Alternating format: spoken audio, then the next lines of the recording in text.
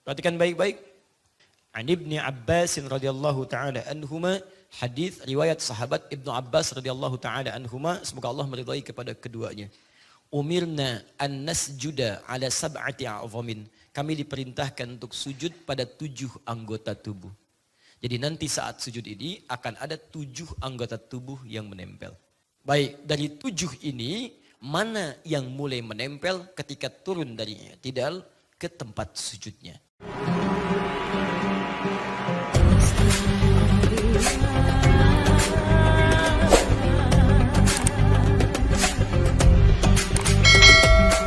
Baik, lihat baik-baik sini. Ini sudah baik, cukup, lurus. Ya, kemarin saya sampaikan, masih ingat ya, ketika akan rukuk, lihat baik-baik, jangan langsung berdoa.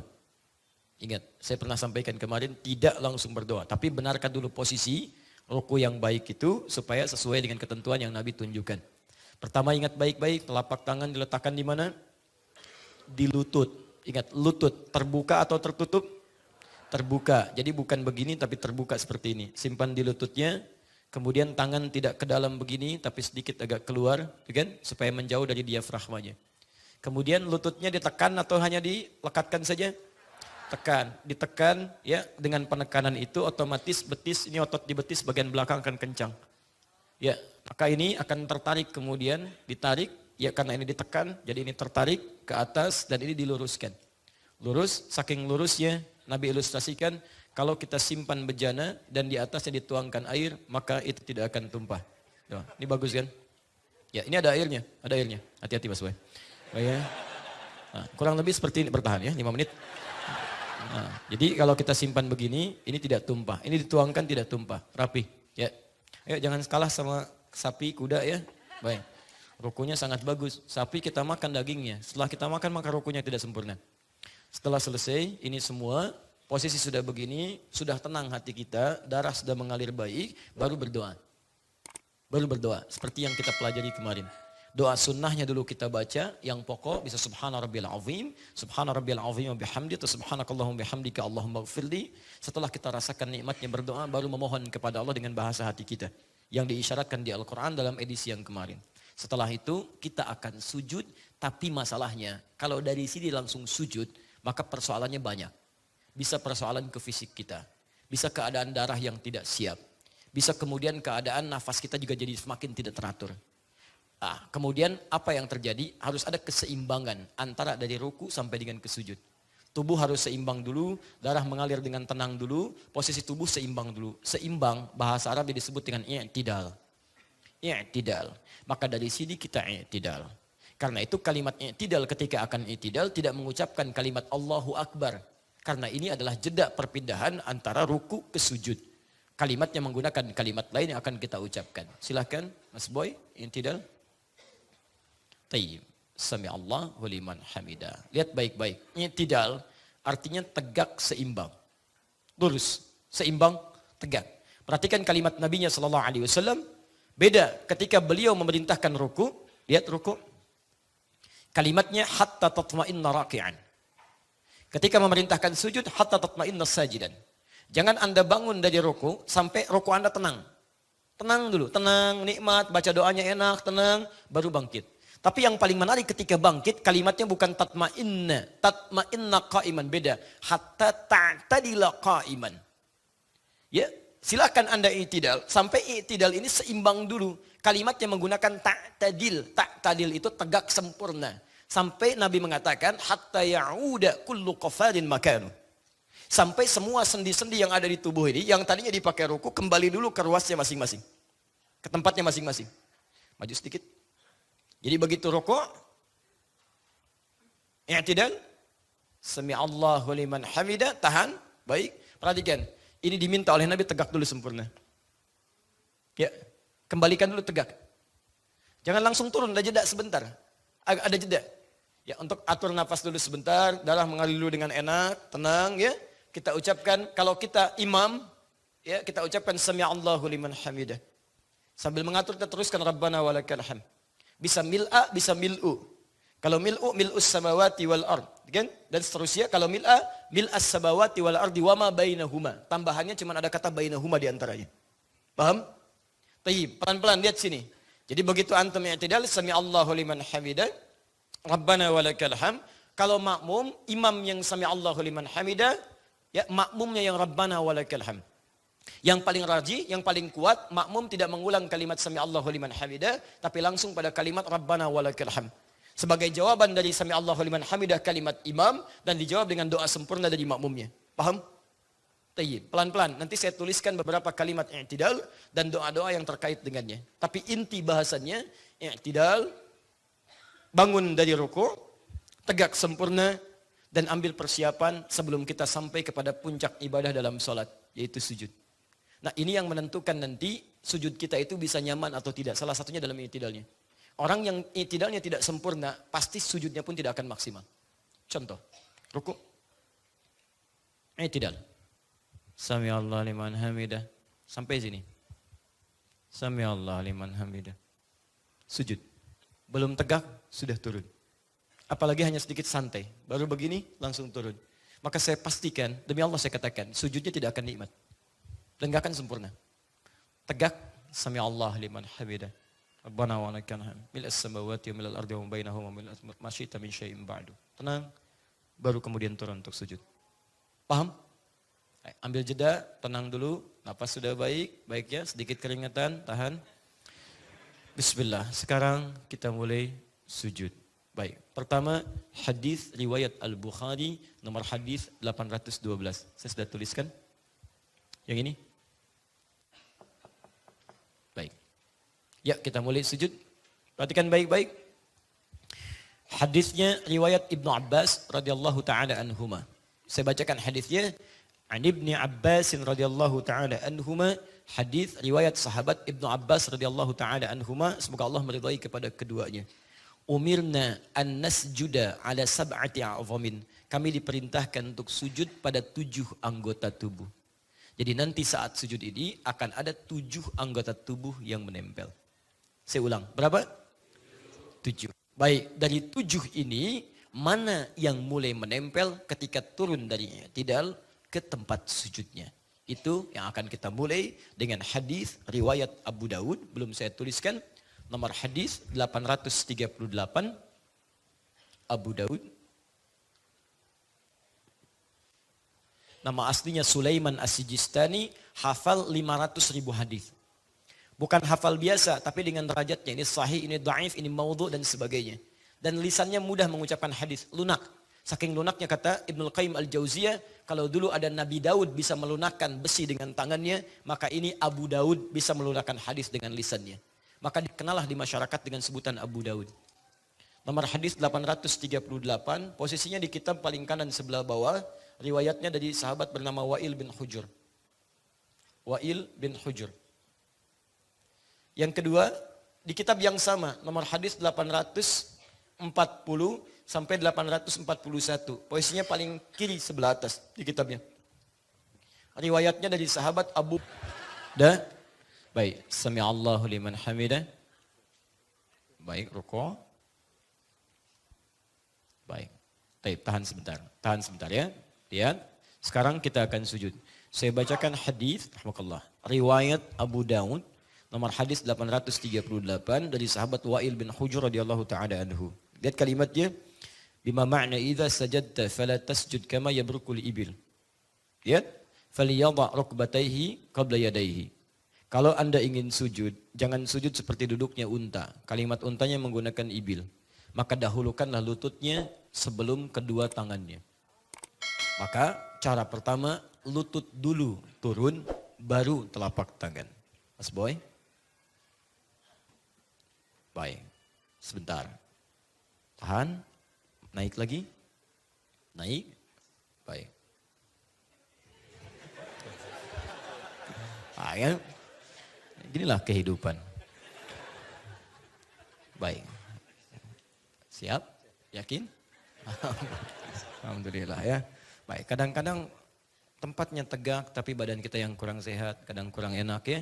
Itulah kehidupan. Kadang-kadang tempatnya begini kan, kurang tegang. Bismillah. Ini akan sujud, lutut turun duluan. Baik, silakan. Tahan, pelan-pelan aja mas. Ya, tenang aja, pelan-pelan ya. Sabar. Semakin banyak diulang, banyak pahala insya Allah. Turun pelan-pelan, sujud. Ya. Tahan. Ini ya. Lutut duluan. Kelihatan? Baik, jadi lutut duluan, baru kemudian telapak tangan, kemudian baru kepala. Ini cara yang pertama. Jelas?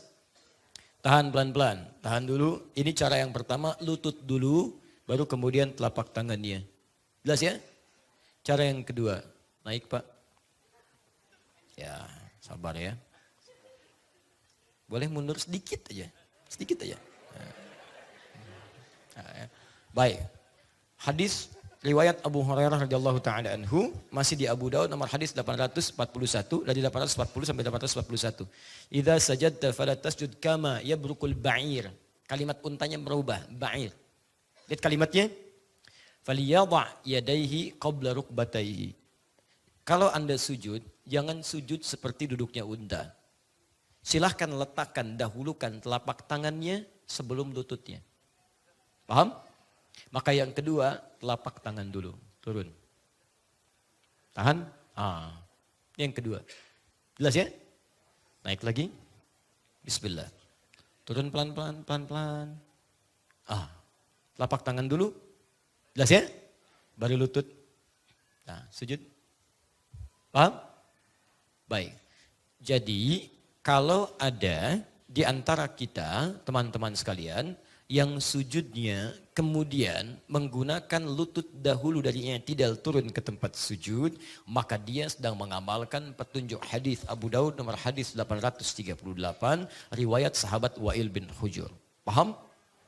Jika ada yang memulai menggunakan telapak tangan dulu, maka dia pun benar mengamalkan amalan hadis di Abu Daud, cuman beda 2 nomor. Nomor hadis 840 sampai 841, riwayat sahabat Abu Hurairah. Jelas sampai sini? Baik, jadi dari 7 ini kita sudah dapat 2. Baik ya, dari 7 ini dapat kita bagian, 2 bagian. 2 telapak tangan, 2 di lutut. Jelas? Taib. Duduk sebentar di sini saja. Nah, sekarang pertanyaan saya, dari 2 cara ini mana yang paling utama? Ruku dengan sujud dengan lutut dulu atau telapak tangan dulu?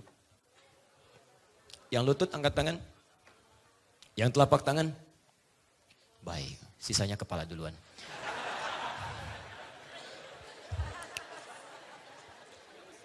Perhatikan sini.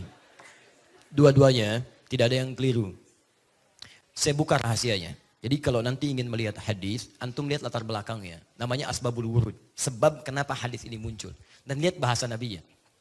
Teman-teman sekalian, Wa'il bin Hujur dibandingkan sahabat Abu Hurairah, sahabat Wa'il radhiyallahu ta'ala anhu itu masuk Islam lebih duluan dibanding sahabat Abu Hurairah.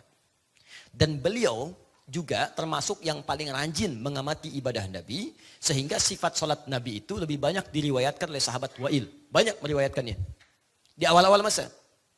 Nah, sahabat Abu Hurairah radhiyallahu ta'ala anhu itu masuk Islam 3 tahun sebelum Nabi wafat.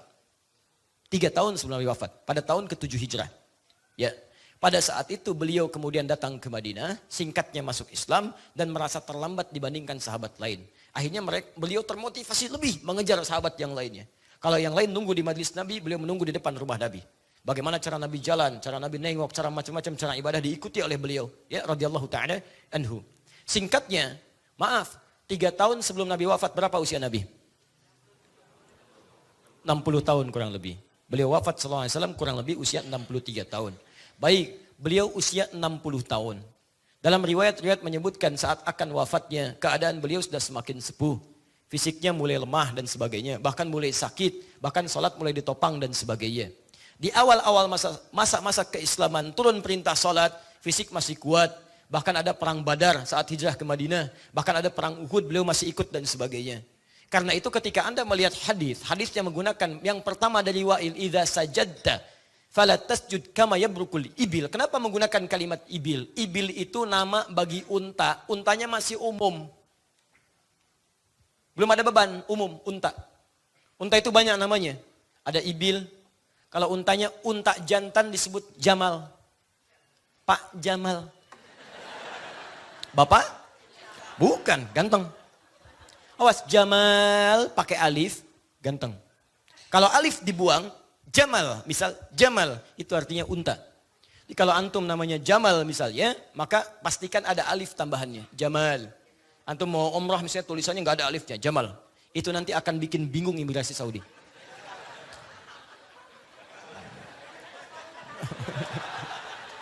Baik. Jamal, unta jantan. Unta betina, naqah. Naqatallahi wa suqyaha fakadzabuhu fa'aqaruha. Unta Nabi Saleh, unta betina. Hatta yalijal jamalu. Jamal, unta jantan. Tapi di sini lihat baik-baik. Ba'ir, unta tunggangan, sudah ada beban. Ketika Nabi menyebutkan pada pertama kali sujud menggunakan lutut, kalimatnya menggunakan ibil, unta umum yang belum ada bebannya. Ingin mengisyaratkan masa di zaman Wa'il bin Hujur itu ada, melihat Nabi dalam hal pertama salatnya, Nabi menggunakan lututnya. Di awal-awal masa salat. Ketika kemudian beliau semakin beranjak sepuh dan sebagainya, kalimatnya kemudian berubah ketika menunjuk pada Abu Hurairah. Karena ketika beliau turun lewat salatnya, kalimatnya kemudian berubah kepada sahabat Abu Hurairah. Dari kata ibil menggunakan kata ba'ir, unta yang sudah mulai ada beban. Pertanyaan saya kepada Bapak Ibu sekalian, ini mohon maaf ya, ini tidak harus selalu yang sepuh. Ya, biasanya kalau kita sudah semakin bergerak semakin senior, S-nya banyak sampai sepuh, ya, yang paling punya persoalan pertama apa? Lutut. Karena itu ketika akan sujud lutut bermasalah, kalau tidak ada alternatif mau pakai apa? Bisa masalah. Sama persis dengan unta yang punya beban tunggangan. Unta berapa kakinya? Kan. Kalau tidak tahu katakan. Baik. Berapa kaki unta? Allah alam, Masya Allah. Lain kali begini, lain kali kalau main-main jangan cuma dilihat, tanyakan pada pawangnya. Saya serius. Kami punya kelas di Tripoli dan juga di Bekasi. Kita kalau sedang praktek tafsir Al-Quran tentang hewan-hewan dalam Quran, kita keluarkan hewannya, kita pergi ke kebun binatang. Saya bikin kelompok. Ini serius. Kelompok unta, kelompok kera, kelompok macam-macam. Terus kemudian analisis. Bisa kelompok unta. Kenapa Allah meminta menganalisis unta? Afala yanzuruna ilal ibili kaifa khuliqat. Ada apa di unta? Kelompok kera. Kenapa Yahudi dikutuk jadi kera? Bukan hewan lainnya. Quran surah kedua ayat 65. Kunu qiradatan khasiin. Kenapa jadi kera? Dilihat, dianalisis. Antum kenapa disebutkan burung bulbul tidak melihat bagaimana kekuatan daya burung bulbul menjelajah tempat dari negeri Sabah ke tempatnya Nabi Sulaiman. Bagaimana seekor burung kecil punya kemampuan menembus yang demikian. Burung apa itu? Lihat dan sebagainya. Ada pemetaan. Ternyata burung dulu jadi intelijen, jadi pengintai. Sekarang yang manfaatkan itu militer dari kalangan yang lain. Dia pasangkan alat-alat itu untuk memonitor, dia pasangkan kamera selain cincin pada burung. Di burung itu kalau dalam penelitian ilmiah dipasangkan cincin untuk dilihat bagaimana migrasinya, kemana dia terbang. Sekarang digunakan pada dua hal. Pertama, untuk spionase bagi sementara kalangan-kalangan negara tertentu. Yang kedua, bahkan digunakan untuk membawa virus. Ini yang bahaya. Ini yang bahaya. Ya. Tapi kita dulu pernah diberikan isyarat bahwa burung bisa digunakan untuk membawa manfaat. Kalau burung migrasi begini, tandanya apa? Kalau burung cepat keluar, tandanya apa? Ini cuma contoh. Nah, unta ternyata setelah diteliti kakinya dua. Yang depan tuh tangannya, yang belakang kakinya. Betul. Nanti antum lihat ya, unta satu-satunya hewan yang punya selaput di matanya. Jadi begitu ada badai, langsung nutup, dia bisa jalan. Antum punya Ferrari, Lamborghini, yang macam-macam lah pokoknya. Pakai di padang pasir. Begitu badai, antum diam. Kaya, bagus, mobil mewah. Diam, unta lewat. Masya Allah. Tutup. Unta satu-satunya hewan yang punya tembolok. Bisa menampung air. Sampai 3 bulan dia bisa nggak minum. Antum jangan bangga kalau baru busa puasa. Nggak minum 3 hari, jangan bangga. Unta 30 hari. Baru sebulan. Yang paling hebat 90 hari. 3 bulan. Teman-teman, salah satunya unta, hewan paling sensitif. Dan paling perasa. Panas luar biasa, dia bisa tahan panas. Tapi giliran memberikan susu pada anaknya, dia akan mengeram masuk ke dalam air. Dia katakan, Setelah itu kemudian dia bangkit, baru dia susui anaknya. Apa rahasianya? Supaya dingin air susunya. Begitu unta punya rasa terhadap anaknya. Ya, dan hebatnya dia juga punya rasa kepada orang yang memperlakukan kepada dirinya. Kami pernah di Libya punya pengalaman, ada seorang yang kasar kepada unta. Jarang diberi makan, sering dipukul dan sebagainya. Ini kisah nyata. Apa yang terjadi? Satu malam didobrak kandangnya dengan kakinya ditendang, kemudian dicari tempat tuannya, diperhatikan sampai di mana dia tidur, diinjak-injak sampai meninggal. Unta. Ya, makanya kalau satu saat ke piramid kemana antum ketemu unta, ya Masya Allah. Coba lihat. Ya, sayang unta, ya, Masya Allah. Ini Unta, ba'ir punya beban. Makanya kalau antum lihat, kalau unta yang biasa ketika akan duduk dia, masih biasa, itu dia dahulukan telapak tangan. Depannya, tekuk begini. Tapi kalau sudah ada beban, ya kebalik dia. Kebalik. Ya, maka dia akan terbalik. Kalau ada beban, dia dahulukan apa dulu? Telapak tangannya. Kalau tidak ada beban, dia dahulukan apa dulu? Lutut. Nah, kita harus terbalik dengan unta. Terbalik dengan unta. Maka kalau tidak ada beban, dahulukan lutut. Kalau ada beban, dahulukan telapak tangan. Itu asalnya. Tapi hukumnya kalau dikaitkan dengan kaidah hadis jam'u wat taufik bukan karena ada bebannya, bukan karena Nabi sepuhnya, karena ada orang yang tidak sepuh tapi lututnya bermasalah. Misal cedera lutut dan sebagainya, ya. Mau sujud dia berdiri aja begini. Kenapa? Belum sepuh. Masya Allah, bukan. Bukan karena sepuhnya antum tidak bisa menggunakan tangan, bukan. Maka namanya illat dalam ilmu hadis. Illat penyebab Nabi tidak bisa menggunakan lututnya karena ada ketidakmampuan menggunakan lutut. Jangan dilihat kepada sepuhnya. Karena hukum itu al-ibratu bi umumil lafzi la bi khususis sababi. Hukum itu berlaku bukan karena khusus sebabnya tapi keumuman lafadznya.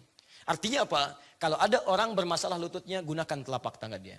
Kalau ada orang bermasalah telapak tangannya, gunakan lututnya. Karena itulah Ibnul Qayyim Al-Jauziyah menulis kitab pertama sifat salat Nabi, beliau memilih menggunakan lututnya. Biasanya kalau pilihan ulama, tokoh besar dipilih, maaf, rakyatnya ikut. Masyarakat ikut. Coba lihat, Kiai A pilih pakai ini, antum ikut. Ustaz tadi bismillahnya pakai apa ya? Dijaharkan, bismillahirrahmanirrahim. Saya ikut juga. Ikut. Biasanya kalau tokoh mengerjakan sesuatu, yang lain ikut. Itu umum. Makanya kemudian ketika Syekh Al-Albani menulis kitab sifat salat Nabi, beliau merajihkan yang menggunakan telapak tangan. Salah satunya bukan ingin menepikan menggunakan lutut, salah satunya supaya memberikan solusi bagi orang-orang yang tidak tahu kalau dengan telapak tangan pun bisa digunakan. Jadi ini bukan menunjuk mana yang lebih kuat, yang lebih sunnah di antara satu keduanya. Tapi hanya alternatif yang memudahkan bagaimana cara sujud. Jadi jangan sampai ada perselisihan di antara kita hanya persoalan cara sujud saja. Ya, suami pakai lutut, ya istrinya pakai telapak tangan. Di situ belajar pada ustadz yang berbeda, merasa yang paling sunnah ini yang bahaya. Begitu suami turun kemudian menggunakan lututnya, tidak sunnah. Masya Allah. Baik, ini penting saya tekankan karena di Bekasi pernah ada kejadian suami istri bu, ini nyata. Tidak tegur sapa semalaman karena persoalan ini.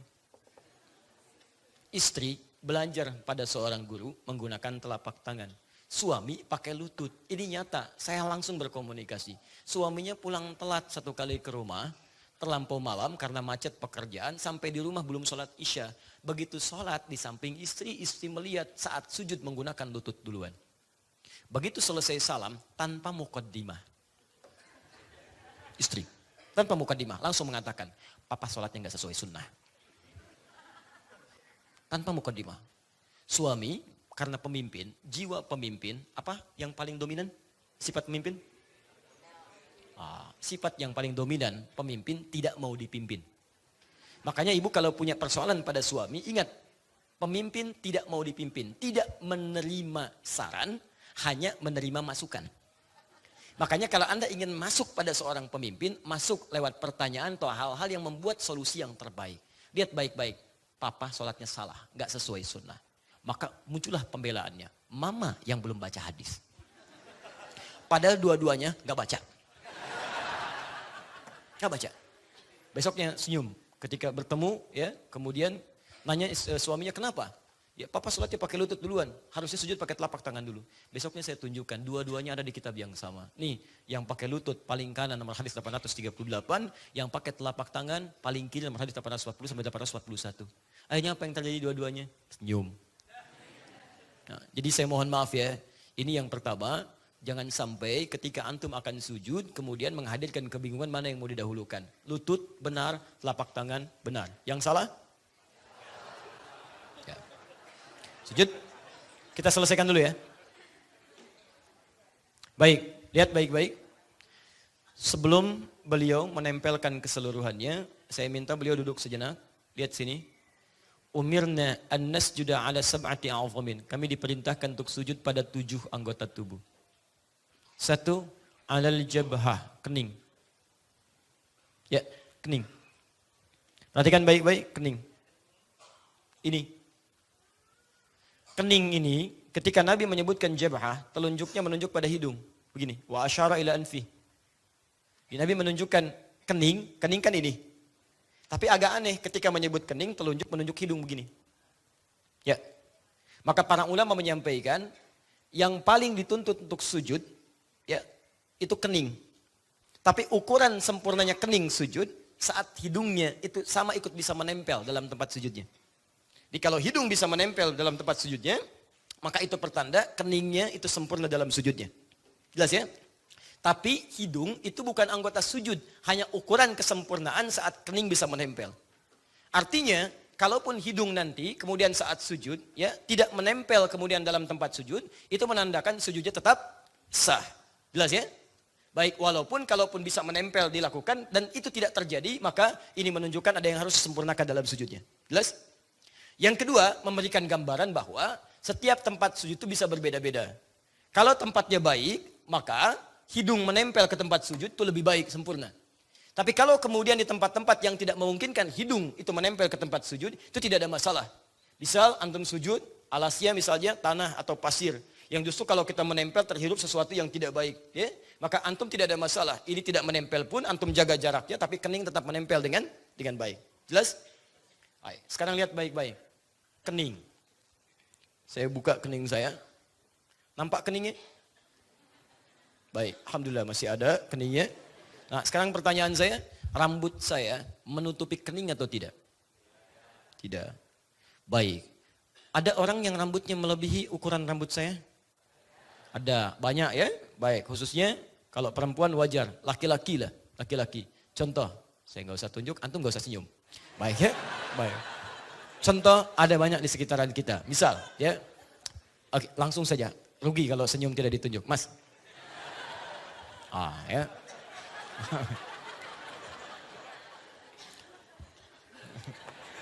Baik ya.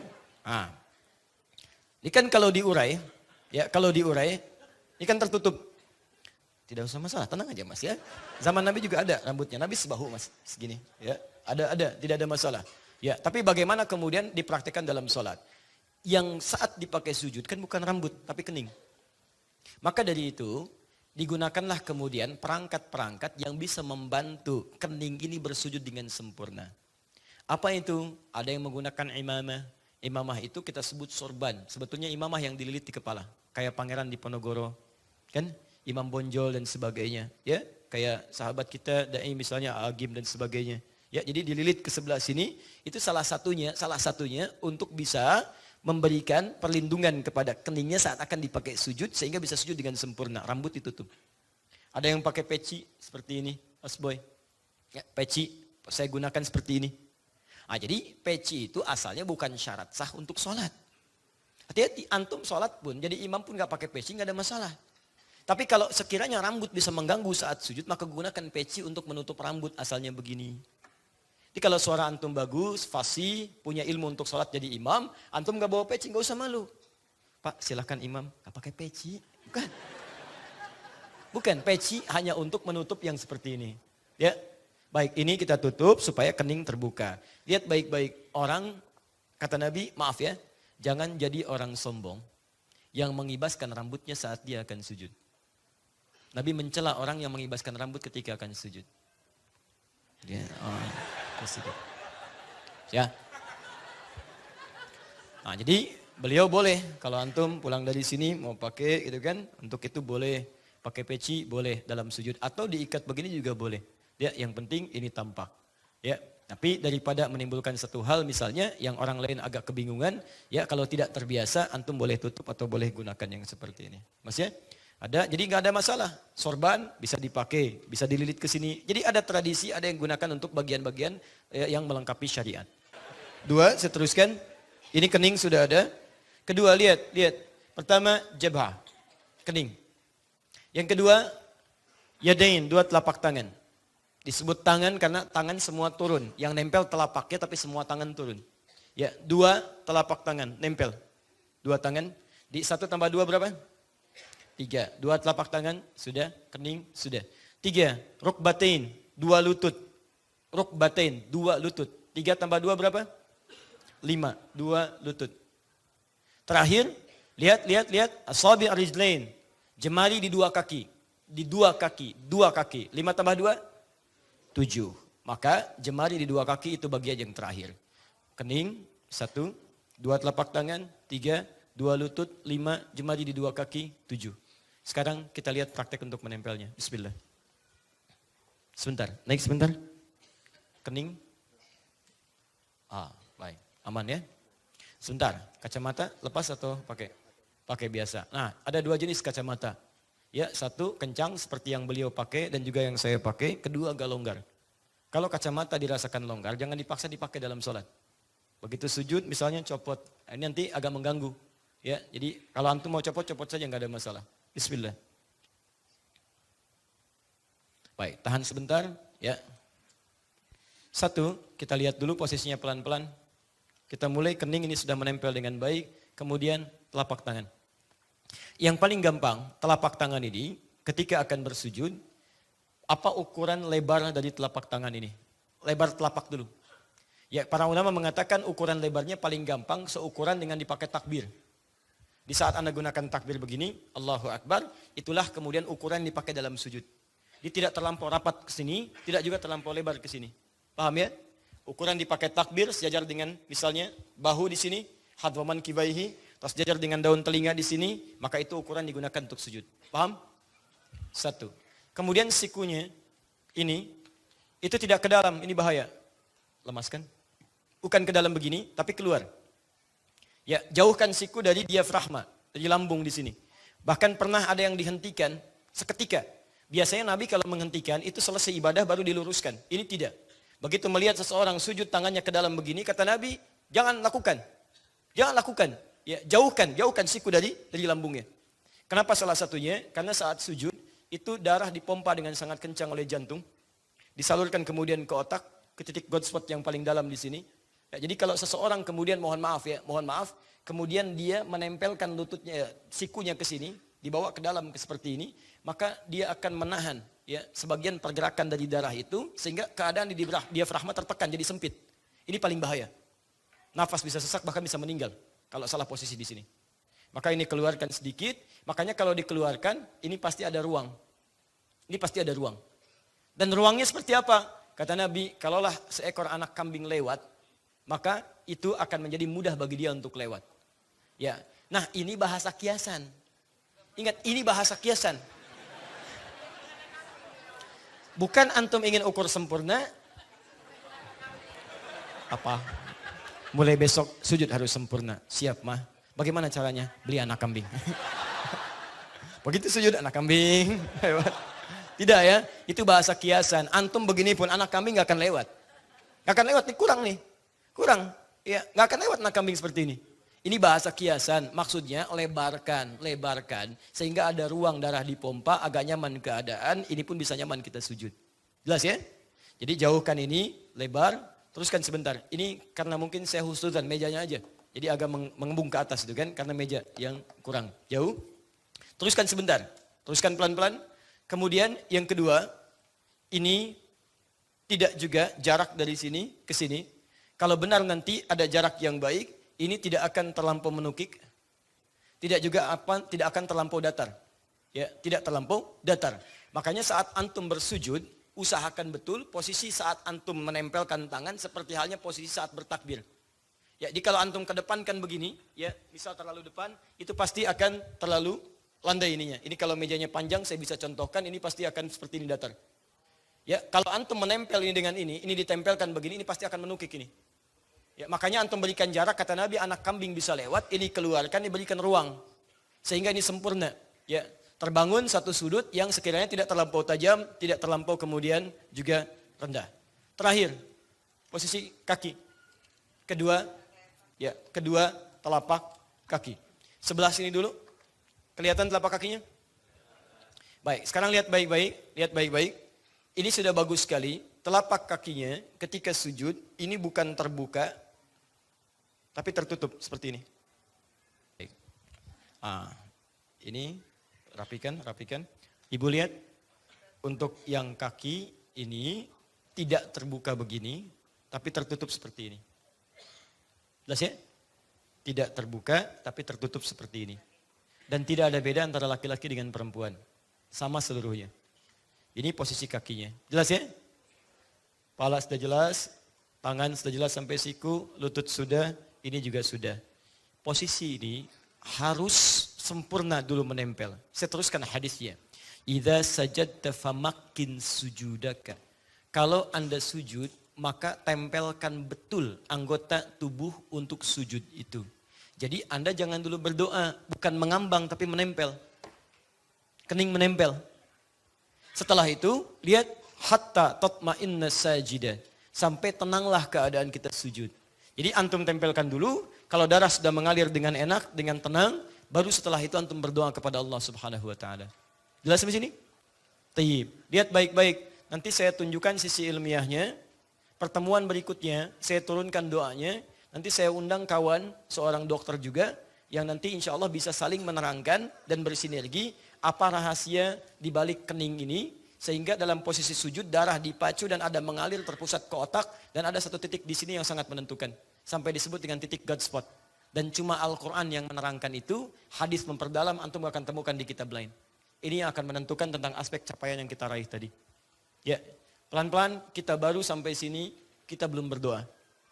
Nah, ada rahasia besar dalam sujud yang doa kalau kita panjatkan saat itu berpeluang seketika dikabulkan oleh Allah Subhanahu wa taala. Bagaimana bacaan doanya, seperti apa jenisnya, kita nanti akan teruskan pada pertemuan yang akan datang. Ya.